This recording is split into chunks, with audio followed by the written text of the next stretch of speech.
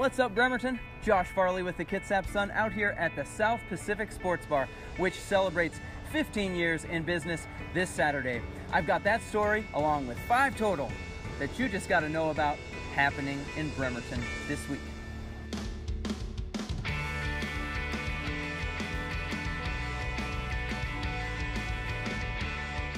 Welcome back to this edition of the Bremerton Beat Blast, sponsored by the Admiral Theater. Story number 1 today. 15 years ago, Dave and Mary Jo Rose bought the South Pacific Sports Bar.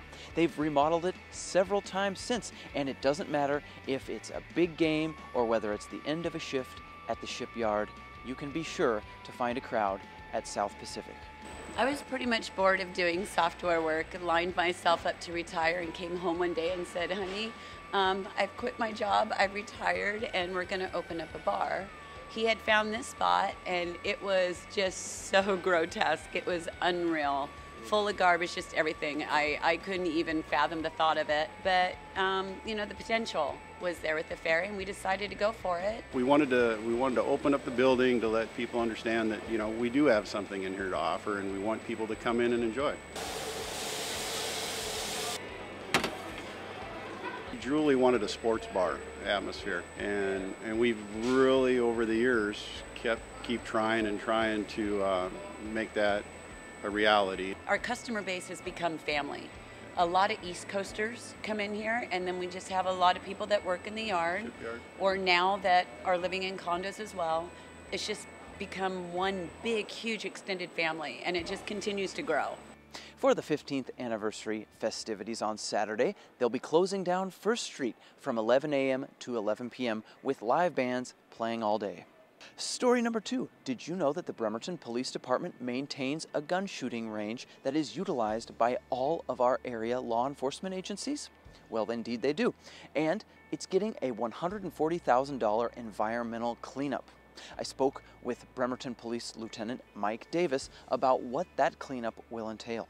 We're going to clean it up. We've been meaning to do it for many years. With the financial crisis, that kind of set us back a few years, but with the assistance of Public Works and water quality folks there, we're doing a cleanup, removal of tires, and a bullet catcher system, so we can put forth the best management practice for small arms range and removal of lead and the picking up of brass. We have local agencies use this, we have state agencies, federal agencies, military. The agencies in the peninsula here, we don't have a plan B. This is it for all agencies. So it's very important that we maintain our range. Story number 3, a massive beehive has been growing slowly and quietly underneath the Warren Avenue Bridge where it meets Lebo Boulevard. City officials are at a bit of a quandary as to what to do with this beehive, whose bees have already stung at least 2 people. I confirmed with Bremerton Public Works Director Chow Martin on Monday that they are looking for ways that they could relocate this beehive so the bees can be saved and people can once again walk across the Warren Avenue Bridge without fear of being stung. I'll keep you posted on this developing story. Story number 4. The Perry Avenue Mall has admittedly seen better days. Many tenants have come and gone, although there's still some anchors that do remain. And Regina Adamson believes she's got an idea to bring new life into this beleaguered shopping center. So we're a small business incubator community center. We allow for small businesses in our local community to rent and lease space so that they can sell their products with low overhead. And then in the morning and the evening time when we're not utilizing the market, we're a community center for people to do workshops, presentations, seminars. We're looking to try to grow this into being the Kitsap County's Pike Place Market. The grand open for Adamson's Market will be held from 11 a.m. to 5 p.m. on Wednesday. Story number 5. We've all watched as hurricanes have devastated both the Gulf Coast of Texas and Florida in recent weeks.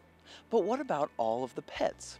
On Saturday, I spent some time at the Kitsap Humane Society where I met Kinder, one of 22 dogs that's been brought by our local Humane Society here to help take pressure off of shelters along the Gulf Coast. And go! Well, we know Kinder came from Texas. He was a dog that was at one of the shelters, and they needed to make space, obviously, for some of the dogs that are going to be housed for the victims of Hurricane Harvey. So to make room, they brought him up here. He flew in a big, shiny plane, and now he came to our shelter, and now we're hanging out, we're getting to know him, and we're going to find him his forever home.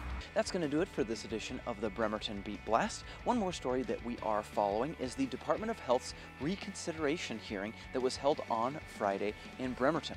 Many local elected officials turned out for that hearing, as did a healthcare workers union, which held a rally outside.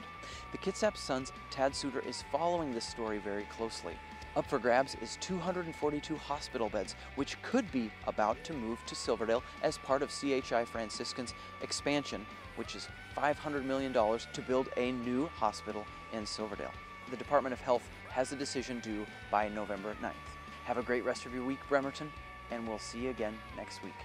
Music for this week's Bremerton Beat Blast was provided by Rory O.K., made up of Pablo Ferris, John Breslin, and Luther Cassidy, who all hail from Port Orchard. The song Gravity's Rainbow was featured off of their album The End of Men, which was released in December 2016. You can find their album on Bandcamp.